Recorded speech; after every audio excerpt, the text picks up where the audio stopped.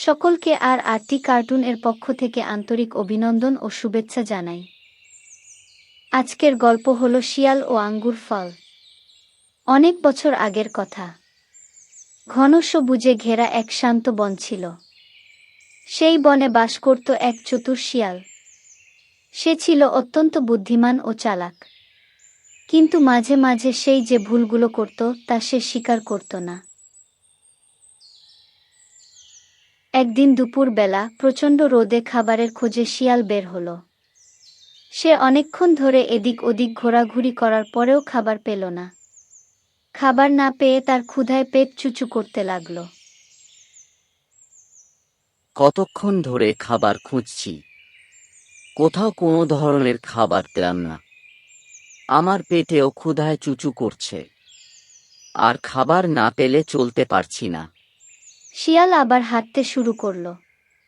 হাঁটতে হাঁটতে সে একটি আঙ্গুর বাগানে এসে পৌঁছাল। বাগানের লতানো গাছে গুচ্ছ গুচ্ছ পাকা আঙ্গুর ঝুলছে।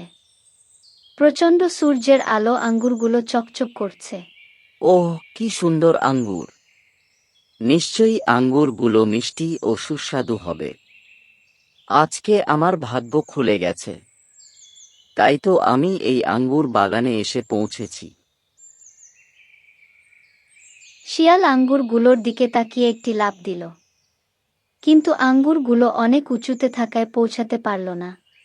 কোনো সমস্যা নেই, এবার একটু জোরে লাফ দিলেই আঙ্গুরগুলোর কাছে পৌঁছে যাব। শিয়াল আবার লাফ দিল, আবারও ব্যর্থ। আর একবার লাফ দিয়েও সে আঙ্গুর ফল পর্যন্ত পৌঁছাতে পারল না। না, না, এভাবে হবে না। আমাকে আরও শক্তি ব্যবহার করতে হবে। এবার সে অনেক দূর থেকে দৌড় শুরু করল। সে যত জোরে পারে দৌড়াতে শুরু করল। দ্রুত দৌড়িয়ে এসে একটি বিশাল লাফ দিল। তবুও সে আঙ্গুর ফল ধরতে পারল না এবং মাটিতে পড়ে গেল। উক, মনে হচ্ছে পড়ে গিয়ে আমার কোমরটাই ভেঙে গেল। সে অনেকবার চেষ্টা করার পরেও আঙ্গুর ফল যখন পেল না, সে হতাশায় পড়ে গেল এবং নিজেকে সান্ত্বনা দেওয়ার জন্য সে একটি অদ্ভুত কথা বলল। হুঁ, নিশ্চয় আঙ্গুর ফলগুলি টক। এই টক ফলের জন্য এত কষ্ট করার কোনো মানে হয়? একটু দূরে একটি পাখি বসে সব দেখছিল। শিয়াল ভাইজা, তুমি তো অনেকবার চেষ্টা করেও যখন আঙ্গুর ফল পেলে না, তখন বলছো আঙ্গুর ফল টক। না, না, আমি তো শুধু পরীক্ষা করে দেখছিলাম যে আঙ্গুর ফলগুলো পারা যায় কিনা। যা পাওয়া যায় না তার সম্পর্কে উল্টোপাল্টা কথা বলা ঠিক না। পাখির কথা শুনে সে লজ্জা পেল এবং সে বুঝতে পারল যে নিজের ব্যর্থতা স্বীকার করা একটি মহৎ গুণ। সবসময় অজুহাত খুঁজাও ঠিক না।